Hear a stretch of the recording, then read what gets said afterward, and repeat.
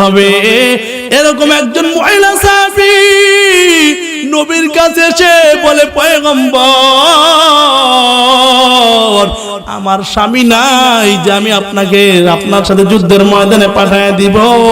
আমার স্বামী যুদ্ধের ময়দানে শহীদ হয়ে গিয়েছে।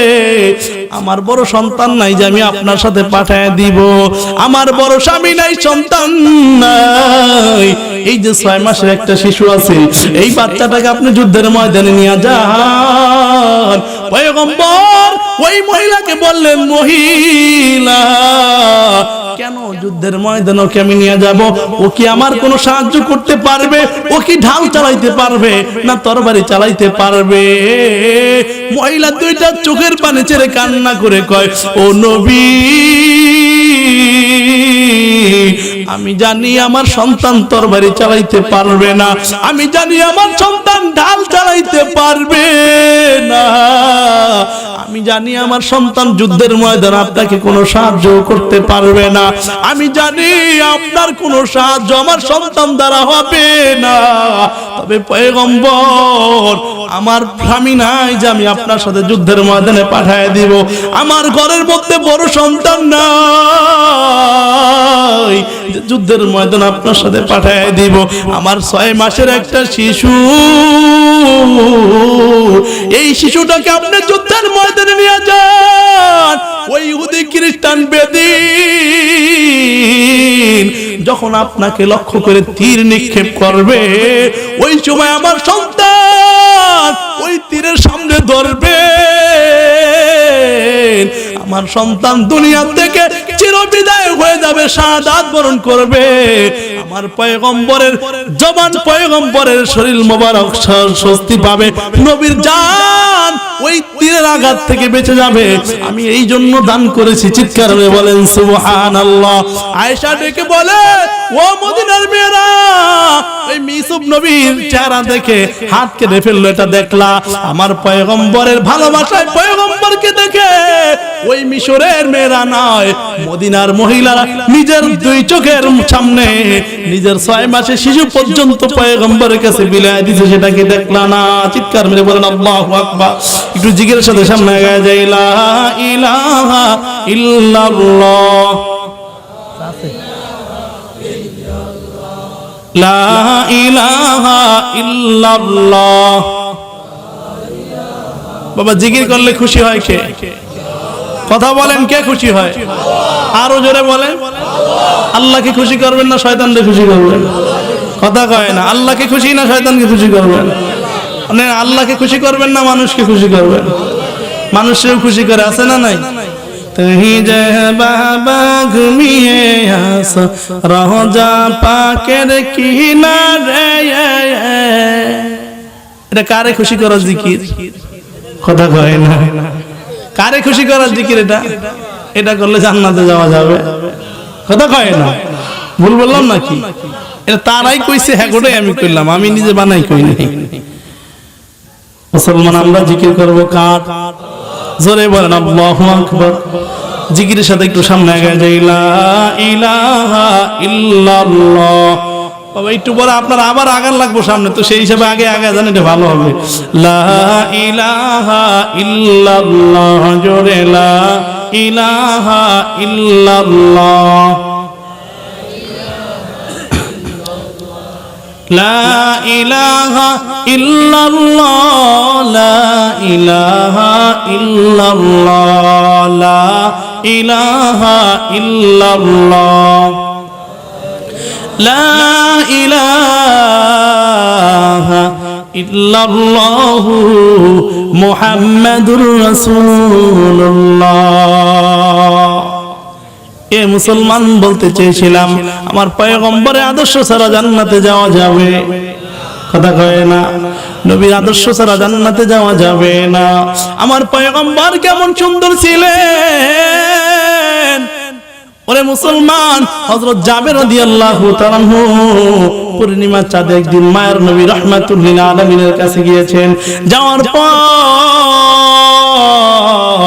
জাবের বলেন আমি একবার ওই পূর্ণিমা চাঁদের দিকে তাকাই, আর একবার মায়ার নবী রাহমাতুল আলামিনের চেহারার দিকে তাকাই। আমাকে সাহাবায়ে কেরাম প্রশ্ন করে যাবে, বলো ওই পূর্ণিমার চাঁদ বেশি সুন্দর না জমিনের চাঁদ বেশি সুন্দর? চিৎকার করে বলেন সুবহানাল্লাহ। ও যাবে তুমি বলো পূর্ণিমার চাঁদ সুন্দর না জমিনের চাঁদ বেশি সুন্দর?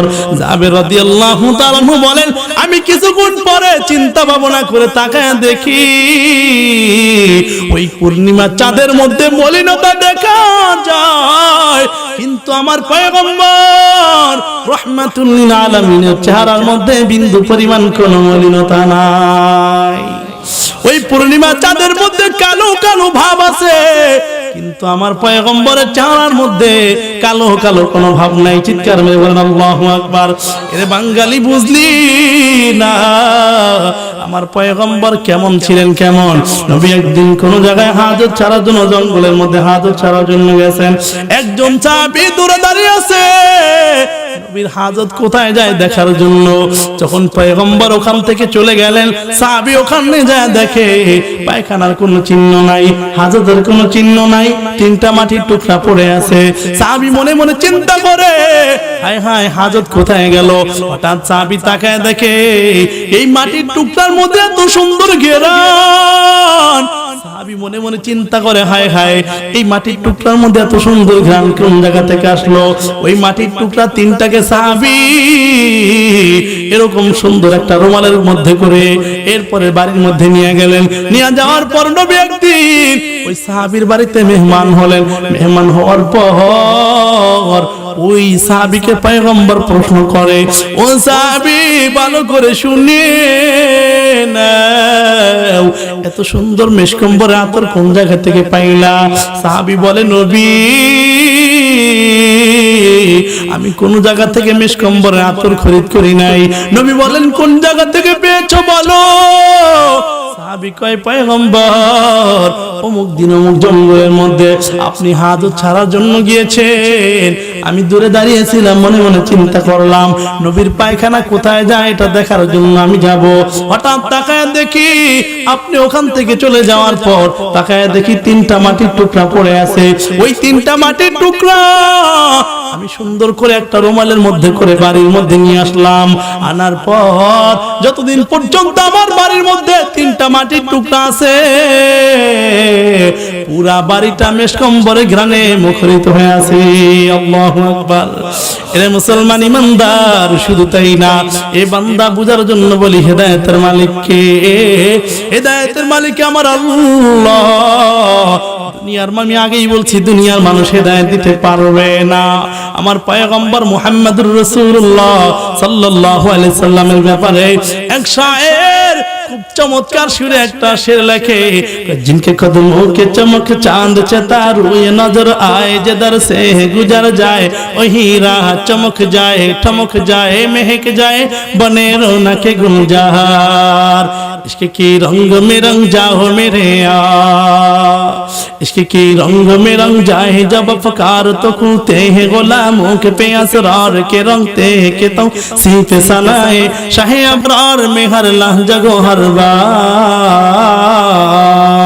और न हो सैयद अली नसबी हाशमी ओ मुतलबी ओ अरबी ओ क़रशी ओ मदनी और कहा हमसे गुनाहगार। और न हो सैयद अली नसबी हा वही उम्मी लक़बी हाशमी ओ मुतलबी ओ अरबी ओ क़रशी ओ मदनी और कहा हमसे गुनाहगार। जिनके कदमों की चमक चांद से तारू ये नजर आए, जिधर जाए गुजर जाए वही राह चमक जाए, ठमक जाए, महक जाए, बने रौनक गुलजार। इश्क की रंग में रंग जाओ मेरे यार, इश्क की रंग में रंग जाए जब अफकार तो खुलते हैं गुलामों के पे असरार के रंगते हैं के तौसीफ सनाए शाहे अबरार में हर लहजा गो हर बार। आरजू ये कह कल्ब मुअत्तर हो मुताहर हो मुनव्वर हो मुसफ़्फ़ा ओ मुजल्ला दुर आला ज़ा नज़र आए कहे जलवे रूहे शाहे अबरार जुगनू खुशबू ये के सुए मोहम्मद सिया जुल्फे नहीं जिससे मुकाबिल ये बनक्शाए चुयती ये चमेली ए गोले लैला चंपा ने कहा जुगनू खुशबू ये के सुए मोहम्मद सिया जुल्फे नहीं जिससे मुकाबिल ये बनक्शाए